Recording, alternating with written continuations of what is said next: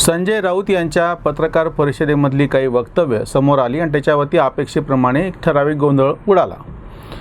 पण त्याच्यामधला एक भाग असा जो होता की प्रादेशिक पक्षांना दिल्लीतली सत्ता काबीज करायची किंवा दिल्लीच्या सत्तेवरती नियंत्रण मिळवायचा असा जो एक विषय होता ते थोडं जरा दुर्लक्ष झालं आणि मला त्याच्यावरती जरा तुमचं लक्ष वेधायचं आहे। संजय राऊत असं म्हणाले की 2024 पर्यंत उद्धव ठाकरे मुख्यमंत्री राहणार आहेत। ठीक आहे, पण त्याच्यावरती काही चर्चा करायची गरज नाही। स्थानिक पातळीवरती शिवसेनेचे कार्यकर्ते, नगरसेवक, पंचायत समिती सदस्य राष्ट्रवादी ओढून घेते आहे म्हणून त्याच्यावरती एक रोष चालू आहे। म्हणून त्यांनी अजितदादांना एका अर्थाने सुनावलं की आम्ही पण दिल्लीत गेलेलो आहोत, अमित शहांना भेटत आहोत आणि लक्षात घ्या। म्हणजे तो त्यांना इशारा होता। नाना पटोलेसुद्धा असं म्हणाले की नाना हा दादापेक्षा मोठा असतो, म्हणजे काँग्रेस कशी राष्ट्रवादीपेक्षा मोठी आहे आणि हे बोलायची पण गरज नाही। प्रत्यक्ष कृतीमधून जेव्हा काँग्रेस आणि राष्ट्रवादीचं सरकार महाराष्ट्रामध्ये 15 वर्ष होतं, 15 वर्षात एकही वर्ष राष्ट्रवादीचा मुख्यमंत्री काँग्रेसवाल्यांनी हो दिला नाही। त्याच्यामुळे काँग्रेस कशी वरचढ आहे, राष्ट्रीय राजकारणात काँग्रेस आहे हे पुन्हा वेगळं सांगायची गरज नाही। म्हणजे नाना हा दादापेक्षा कसा मोठा हे पटोलेंचं विधान पटोले काँग्रेसमध्ये यायच्या आधी तेव्हापासून सिद्ध झालेलं आहे। संजय राऊत यांच्या वक्तव्यातला हा जो मुद्दा आहे, दिल्लीकडं लक्ष आहे आणि आम्ही दिल्लीची सत्ता काबीज करूत वगैरे, ते जरा लक्षात घ्या। स्थानिक पातळीवरचं राजकारण, त्यांनी उठसूट काहीतरी बोलणे, एरवीसुद्धा जसं स्टँडअप कॉमेडियनला लोक एन्जॉय करतात तशा पद्धतीनं आजकाल नाना पटोले असोत किंवा संजय राऊत असो काहीतरी बोलबाणपणे बोलणार, त्याच्यावरती मीडिया चावचाव करणार, काही दिवस त्याच्यावरती बातम्या चालणार, सोशल मीडियावरती त्याचे मीम फिरणार, हे सगळं ठीक आहे। आणि माध्यमांना पण काही ना काहीतरी पाहिजेच असतं। एरवी म्हणजे दिवसभर काय दाखवायचं असा जेव्हा प्रश्न आहे त्यामुळे ते थोडं आपण बाजूला ठेवूयात आणि ती चर्चा, बरं ही चर्चा करायची पण काय वेळ येते ते पण सांगतो एवढं असून सुद्धा, म्हणजे त्यांना कॉमेडियन म्हणा, जोकर म्हणा, काही म्हणा, कारण की आपल्याकडं ग्रामीण भाषेत एक अस्सल काय म्हणता येईल इरसाल असा वाक्प्रचार आहे की पिंडीवरचा विंचू। सत्ताधारी पक्षाचे ते प्रवक्ते आहेत, त्याच्यामुळे त्यांचं बेतालपणाची बडबड ऐकून घेतली जाते, त्याला प्रसिद्धी मिळते, कारण की तो काळ तसा असतो। म्हणजे आपल्याकडे म्हणतात ना, तो जो विंचू आहे पिंडीवर आहे म्हणून, अन्यथा त्याला खेटरानं मारलं असतं। इथं खेटरानं मारल्याच्या पेक्षा अनुल्लेखानं सोडून दिलं असतं आणि तिथं तो विंचू, तिथं त्याला देवाचं महत्त्व आहे, तसं इथं सत्तेचं महत्त्व आहे। सत्ताधारी जो प्रत्यक्ष खुर्चीवर बसलेला, त्यांचंच एक विधान आहे की खुर्चीवरती उद्धव ठाकरे बसलेले आहेत मुख्यमंत्री पदाच्या, मुख्यमंत्री हा शिवसेनेचा आहे, शिवसेना मोठा कसा पक्ष आहे, बाकीचे काँग्रेस आणि राष्ट्रवादीला चिडवण्यासाठी त्यांनी किंवा त्याने उचकावण्यासाठी असं म्हणलेलं होतं। हा जो आपण जो विचार करतो तो भाग असा आहे की प्रादेशिक पक्ष, लक्षात घ्या हे सुरू कुठून झालं, एक साधारणतः 84च्या निवडणुकीमध्ये तेलुगू देसम हा पहिला असा प्रादेशिक पक्ष होता की जो संसदेमध्ये काँग्रेसच्या खालोखालचा मोठा पक्ष ठरला। पूर्ण त्या इंदिरा गांधींच्या हत्येच्या लाटेमध्ये संपूर्ण भारत वाहून गेला आणि 400पेक्षा जास्त जागा काँग्रेसला भेटल्या। सगळ्या विरोधी पक्षांचं पूर्ण संख्येच्या दृष्टीनं पांदान झालं।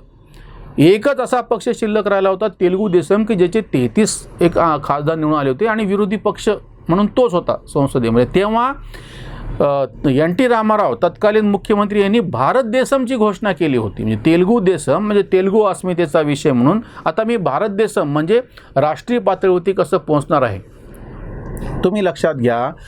भारत स्वतंत्र झाल्याच्या नंतर आपण ही संसदीय लोकशाही स्वीकारली, त्याच्यानंतर राष्ट्रीय पक्ष आणि जागोजागी प्रादेशिक असे पक्ष, छोटे मोठे काही संघटना, काही लोक अपक्ष म्हणून, पण ह्यांना कधीही आपली मर्यादा ओलांडून राष्ट्रीय पातळीवरती पोहोचता नाही आलं। सगळे प्रादेशिक पक्ष, म्हणजे ह्याच्यामध्ये काय संजय राऊत काहीतरी बोलभाणपणे बोलतात, त्यांचं गांभीर्याने घ्यायची गरज नाही, हे बाजूला ठेवूयात। एका प्रादेशिक पक्षाचा प्रवक्ता दिल्लीवर आमची नजर आहे असं म्हणतो, ते लक्षात घ्या वाक्य। यापूर्वी ह्या प्रादेशिक पक्षांनी वारंवार असे प्रयत्न केले, निदान बोलून तरी, किंवा आम्हाला म्हणजे मायावतींनी प्रयत्न केला त्या ह्याच्या बाहेर कसं जाता येऊ शकेल उत्तर प्रदेशच्या, तर त्यांच्या 2-4 जागा कधी कुठे निवडून यावं त्याच्या जीवावर त्यांना राष्ट्रीय पक्ष म्हणून मान्यता भेटली, पण प्रत्यक्षामध्ये मायावतींना उत्तर प्रदेश सोडून कधीही आपला प्रभाव मोठ्या प्रमाणात तयार करता आला नाही। दुसरं उदाहरण समाजवादी पक्षाचं आहे। समाजवादी पक्षांनी बाजूच्या मध्य प्रदेशमध्ये निवडणुका लढवून हातपाय पसरायचा प्रयत्न केला, पण एका मर्यादेच्या पलीकडे त्यांना त्याच्यात यश मिळू शकलेलं नाही। तेलुगू देसम पक्ष TMC तृणमूल काँग्रेसचे जे प्रवक्ते आहेत अतिशय उद्धटपणे, संजय राऊत तरी त्यांची निदान भाषाच फक्त चांगली नसती इतकंच फक्त, पण त्यांचा जो आरोगन्स आहे TMCच्या प्रवक्त्यांचा की जसं काय आपण जग जिंकलेलं आहे, त्यांना कोणीतरी हे समजून सांगितलं पाहिजे की आज तागायत तुम्हाला त्या ह्याच्या पलीकडे, पश्चिम बंगालच्या पलीकडे आणि त्रिपुरामध्ये काही प्रमाणामध्ये त्यांना यश मिळालं थोडंफार, काहीही यश मिळू शकलेलं नाही. म्हणजे जुनं तेलुगू देसमचं उदाहरण मी तुम्हाला सांगतो आहे. त्याच्यानंतर यांचं TMC तृणमूल काँग्रेसचं उदाहरण आहे, समाजवादी पक्षाचं आहे, बहुजन समाज पक्षाचं आहे. खालचे सुद्धा पक्ष त्यांनी जरी देश पातळीवरती पोहोचायच्या गोष्टी नसेल केल्या तरी जयललितांनी आपल्या हट्टाने वाजपेयी सरकार एकमताने पडू दिलं होतं. याच पद्धतीनं मायावती असो, मुलायम सिंग असो, की आधी वाजपेयीचे सरकार पडल्याच्या नंतर जेव्हा सोनिया गांधी राष्ट्रपतीकडे पर्यायी सरकार उभं करण्याच्या संदर्भात गेल्या, तेव्हा त्यांनी जेव्हा राष्ट्रपतींनी यादी मागितली की तुमच्याला किती खासदारांचा पाठिंबा आहे तुमच्या या मागणीला किंवा तुमच्या नेतृत्वाला, तर त्याच्यामध्ये समाजवादी पक्षांनी पूर्णपणे काढता पाय घेतला आणि त्यांना तोंडघाशी पडलं.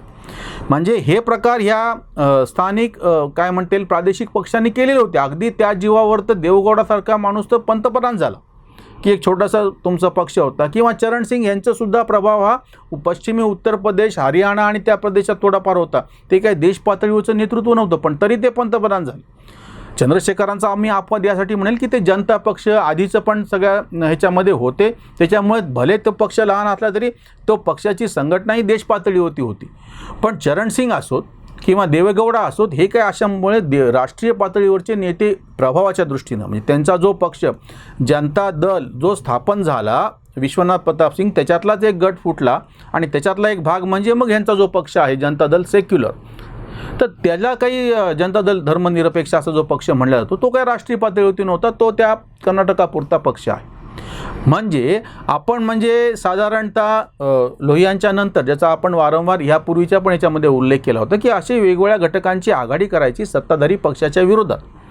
पण ह्याच्यामधले जे प्रादेशिक पक्ष आहेत त्यांनी मोठ्या मोठ्या गमजा कितीही करो, पण प्रत्यक्षामध्ये त्यांना दिल्लीच्या राजकारणावरती खेल बिगाड सकने की ताकद आपण म्हणू शकतो. जयललिता असो, मायावती असो आणि मुलायम सिंग असो, तिघांची तर स्पष्ट उदाहरणं आहेत. किंवा झारखंड मुक्ती मोर्चानी PV नरसिंहराव यांचं सरकार जेव्हा अल्पमतात आलं होतं, त्यांचे काही खासदार कसे फुटले आणि त्यांना कसे, शिवसेनेच्या बाबतीत पण हे घडलेलं आहे. शिवसेनेचे खासदार तेव्हा फुटले, त्याच्यातले काही काँग्रेसमध्ये कसे गेले, शिवसेना पक्ष फुटला, काँग्रेसमध्ये गेले. जनता दल महाराष्ट्रातला असाच, नावाला जरी जनता दल असला तरी तो एका अर्थाने प्रादेशिक पक्ष असल्यासारखाच होता, तोही फुटला आणि त्याच्यातले 9 आमदार कसे काँग्रेसमध्ये गेले. कारण की शिवसेना कशी फुटली, छगन भुजबळांच्या नेतृत्वाखाली याची चर्चा होती, पण बबनराव पाचपुते आणि बाकीचे सगळे तथाकथित पुरोगामी जनता दलवाले हे पण फुटले होते आणि हे पण तेव्हा काँग्रेसमध्ये शरद पवारांनी नेले होते. ह्या सगळ्या पक्षांनी, किंवा तुम्ही महाराष्ट्राच्या पातळीवरती बघा, एक छोटासा काहीतरी पक्ष असतो आणि तो गोष्टी मोठ्या मोठ्या करतो. अगदी शेतकरी कामगार पक्षाला आपला प्रभाव 4-5 लोकसभा मतदारसंघाच्या पुढेकरी नेता नाही आला. राष्ट्रीय समाज पक्ष असो, तुम्ही कुठले महादेव जानकरांचा घ्या, तुम्ही सगळे असे पक्ष बघा. म्हणजे विनय कोरेंचा एक पक्ष होता, जनसुराज्य पक्ष असं काहीतरी, हे सगळ्या पक्ष नाव मोठे मोठे, बच्चू कडू पण त्यांच्या, किंवा आता सदाभाऊ खोत यांनी पण ते रयत संघ असं काहीतरी त्याला नाव दिलेलं आहे संघटना म्हणून, हे सगळ्यांचे पक्ष. राजू शेट्टीने हा प्रयोग केलेला आहे. किंवा आता आपण म्हणताना जरी आता ह्यांच्यावर टीका करतो आहोत संजय राऊतवरती, यापूर्वी रामदास आठवले यांनी अशाच पद्धतीचे वेगवेगळे हास्यास्पद वक्तव्य करून आपला पक्ष कसा मोठा, 2009च्या निवडणुकीत त्यांनी रिडालोस रिपब्लिकन डावी लोकशाही संघ असं काहीतरी किंवा आघाडी या नावानं जो केला होता, त्याचा सगळा पूर्णपणे प्रयोग फसला.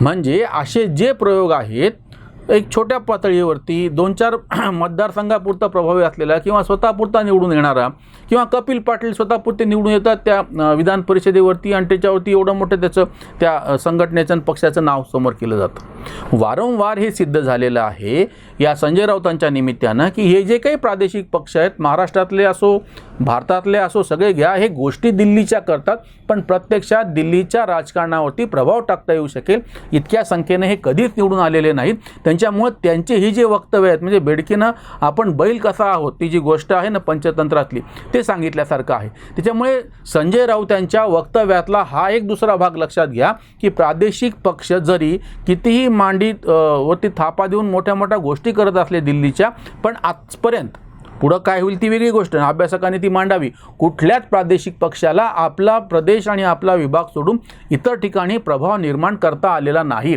आताही ओवेसी मुस्लिम मतांच्या निमित्ताने देशभर एक काहीतरी आवाज उठू पाहतात, पण त्यालाही एका मर्यादेच्या पलीकडे यश भेटलेलं नाही. उसंतवाणी. नेहमीप्रमाणे संजय उवाच बोलतो उगाच काहीतरी. आवेश तो पहा आता दिल्लीवर, आमची नजर सज्ज रहा. बेडकी फुगून होईल का बैल, जीभ जरी सैल सोडलीही. बोल भांड नाना बोललेत जादा, नानापेक्षा दादा धाकलाच. अजित दादांची उगा काडी खोडी, मित्रपक्ष फोडी आघाडीही. राजकारणना स्टँडअप कॉमेडी, जनताच वेळी पाहणारी. घालविली पत नको ते बोलून, इज्जत खोलून कांत म्हणे. या संदर्भामध्ये लोकांची पण एक जबाबदारी आहे आणि ती कोणी समोर आणत नाही आहे. जेव्हा असे बेताल अशी वक्तव्य सत्ताधाऱ्यांचे प्रवक्ते करतात तेव्हा त्यांना ठामठोकपणे जनतेने जाब विचारायला पाहिजे. जाब विचारायला पाहिजे म्हणजे काय केलं पाहिजे की पत्रकारांनी विचारायला पाहिजे. ते पत्रकार विकले गेले ती गोष्ट वेगळी, नुसते त्याच्यावरती मीम करून भागणार नाही. आपल्याला सार्वजनिक ठिकाणी जेव्हा जेव्हा हे येतील तेव्हा तेव्हा सर्वसामान्य लोकांनी यांना जाब विचारायला पाहिजे. आपल्या लोकशाहीतला सगळ्यात मोठा दोष असा आहे की एकदा मतदान केलं की आपण 5 वर्ष झोपी जातो, नंतरच उठतो. मधल्या काळामध्ये लोकशाहीच्या ज्या सगळ्या संस्था आहेत त्यांचं काम नीट चालू आहे की नाही हे सगळे नेते हे लोकांना जबाबदार आहेत. तेव्हा लोकांनी सुद्धा मधल्या काळात सुद्धा यांच्यावरती नैतिक जे वचक नैतिक धाक जो बसवायला पाहिजे, जो खरं तर पत्रकारांची जबाबदारी ते करतात की नाही जाऊ द्या, ज्येष्ठांची जबाबदारी आहे ते करतात की नाही ते जाऊ द्या, पण सर्वसामान्य नागरिक म्हणून आपण किमान अशा पद्धतीचे आश्लाघ्य वर्तन करणारे बोलणारे वाटेल तशी बडबड करणाऱ्यांना सार्वजनिक मंचांवरतून आवर्जून जाब विचारला पाहिजे. लोकशाहीच्यातले नागरिक म्हणून ही आपली जबाबदारी आहे. केवळ मतदान केलं म्हणजे भागलं असं होणार नाही आणि असं आपण जेव्हा करू तेव्हाच ह्या लोकांवरती वचक बसेल. कारण की ह्यांना सगळ्यात जास्त भीती असते ती प्रत्यक्ष लोकांनी आपल्याला पाठिंबा दिला किंवा नाही देतात किंवा नाही ह्याची आहे. त्यामुळे मतदान ते मतदान अशा 5 वर्षाच्या मधल्या काळामध्ये सुद्धा सर्वसामान्य मतदारांनी मतदार म्हणून जागरूक राहण्याची गरज आहे.